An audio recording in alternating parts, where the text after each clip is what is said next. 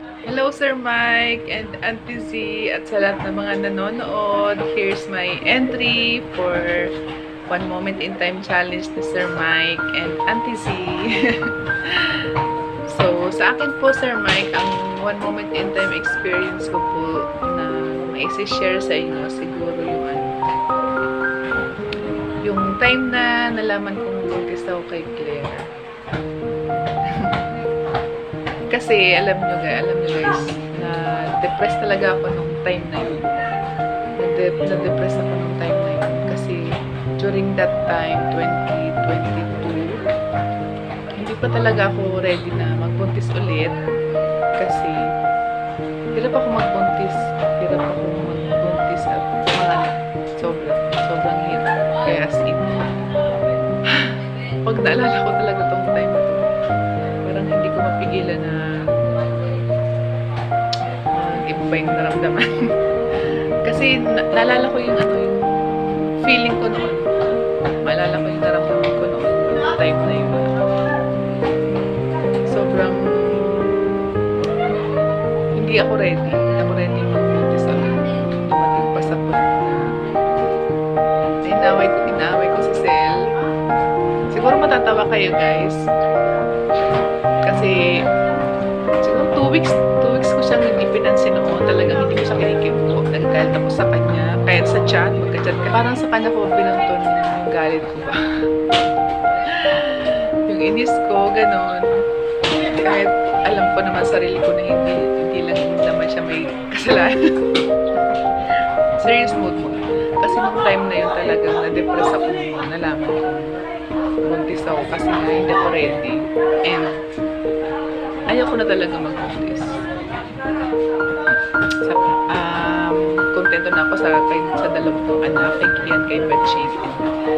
Ayaw ko na talaga mag-buntis.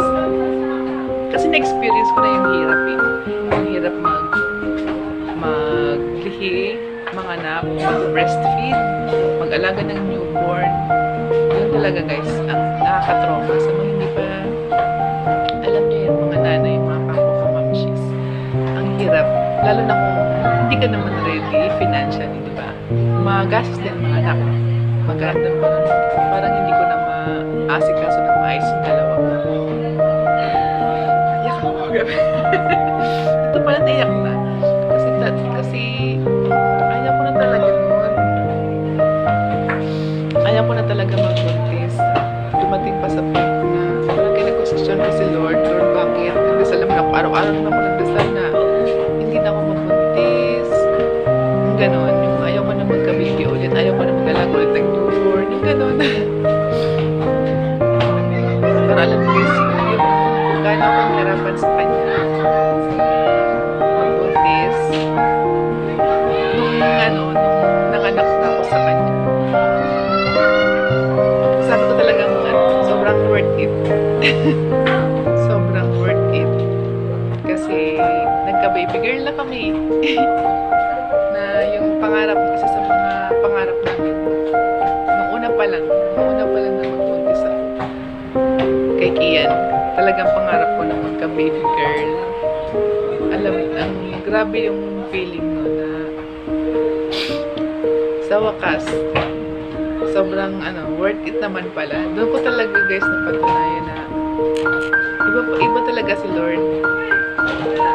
Kapag binigyan ka niya ng pagsubok, asahan mo na may kapalit pa rin na hindi ko ma-explain pero iba talaga yung feeling mo na ganun pala yun.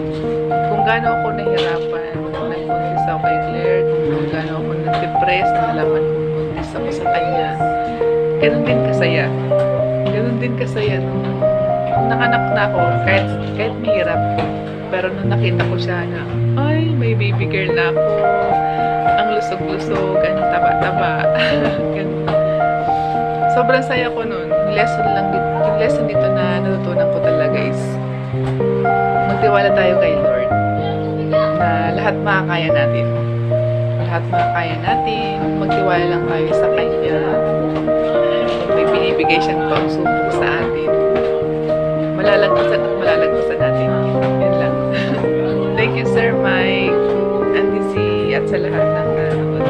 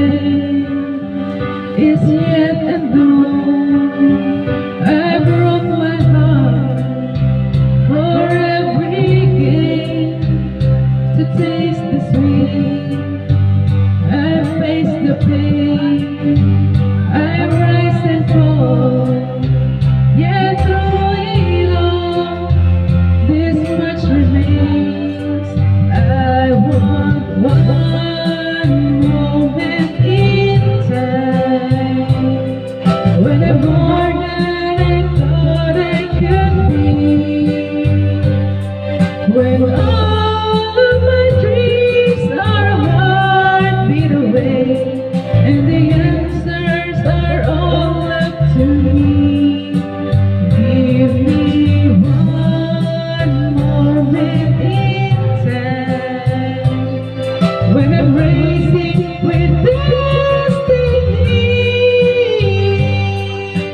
Then, in that one moment of time, I will live eternity.